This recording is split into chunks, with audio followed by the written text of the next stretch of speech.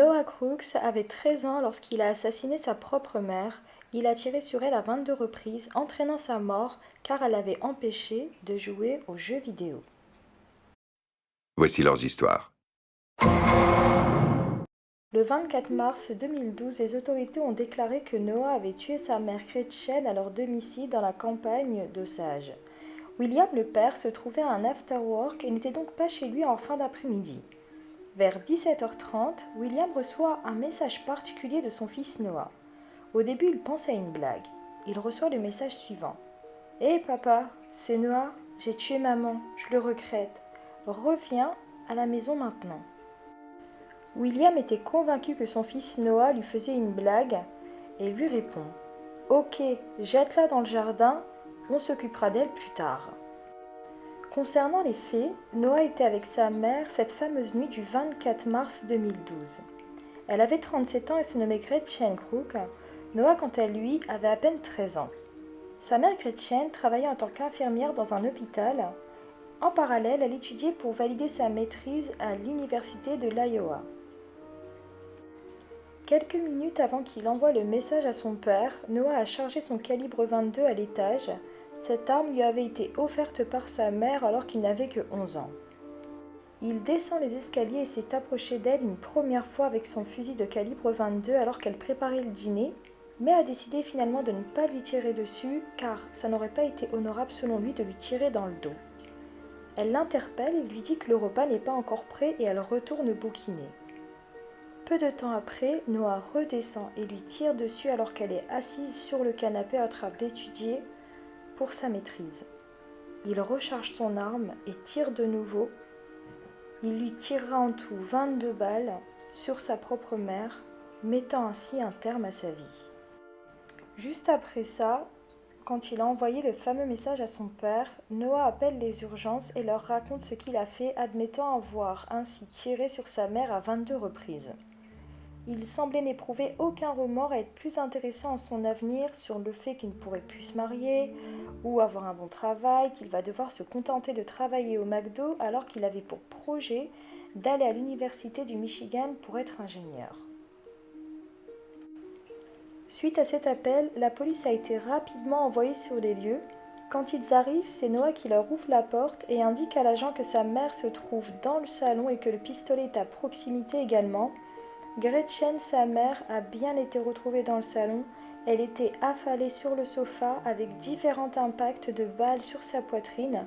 Son haut de pyjama avait été déboutonné. Elle était dénudée vers le bas.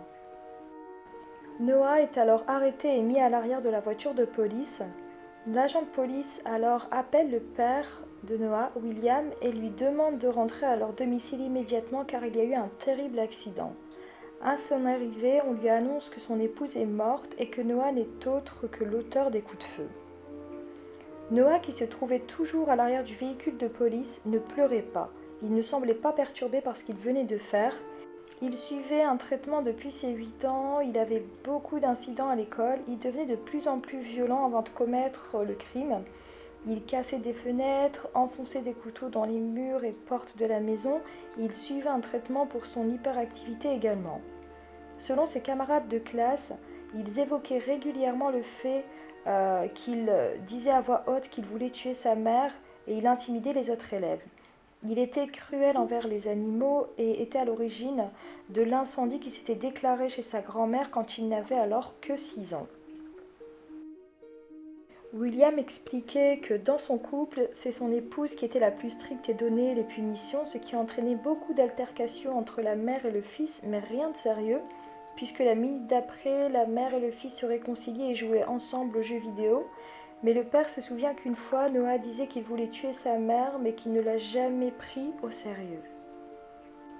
Quand les notes de Noah ont commencé à chuter à l'école, sa mère pensait que c'est parce qu'il passait trop de temps à jouer à des jeux vidéo, notamment au fameux jeu Call of Duty, un jeu de guerre avec des armes. D'ailleurs, le jour du drame, 3 heures avant que Noah tue sa mère, elle venait de lui retirer le jeu Call of pour qu'il se recentre sur l'essentiel et sur sa scolarité. Le 30 avril 2013, le procès devant le jury a commencé. Noah a plaidé pour la folie.